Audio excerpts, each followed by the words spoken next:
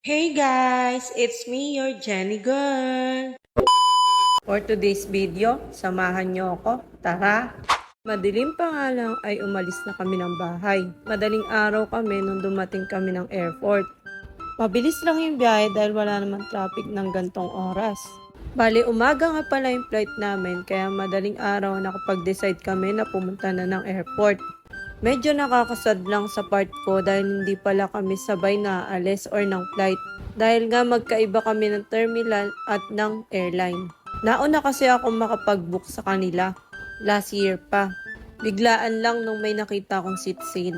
Kaya ayan, nagpaalam na nga ako sa kanila. Then nagpunta na ako sa terminal kung saan ako naka-assign.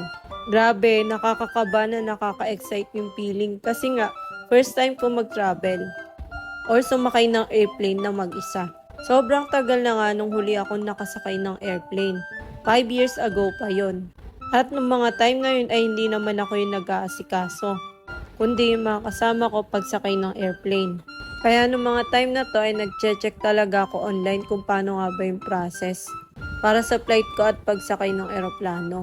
Medyo maaga nga ako nakarating ng airport. Siguro mga 2 hours ahead of time sa flight ko. Kaya naman umupo muna ako at nagpahinga habang inaantay yung flight ko. Then mga 45 minutes nga before ng flight ko ay nagpunta na ako sa boarding area. Dito, chinek lang naman yung boarding pass at saka yung ID. Nung mga time nga nito, ay napaproud na talaga ako sa sarili ko. Kasi nga pakiramdam ko strong, independent woman na talaga ako. Which is kaya ko nang mag-travel mag-isa. Kahit nga walang taga-video at taga-picture ay kinaya ko naman. For the vlog pa rin ng inyong Jenny girl. Akala ko nga ay mahirapan ako dahil mag-isa ako. Walang taga-video at umaalalay sa akin. Pero hindi naman. Parang normal lang. Dahil ganito rin naman ako nung nag-travel ako before. Mahilig talaga ako mag-video at picture. Solo traveler. Let's go. Mahilig din kasi ako mag-keep ng memories. Parang ito yung way ko para magkaroon ako ng remembrance or alaala sa isang lugar. Pangyayari na ginagawa ko. Para naman meron akong pwedeng balikan ng mga bagay-bagay.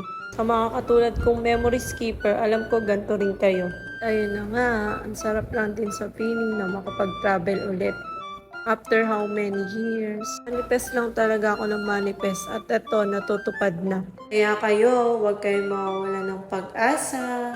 Malay nyo, diba? Kayo naman soon. Walang masamang mangarap, libre lang yon. Basta always think positive and samahan nyo ng dasal. Hindi malabong matutupad din yan.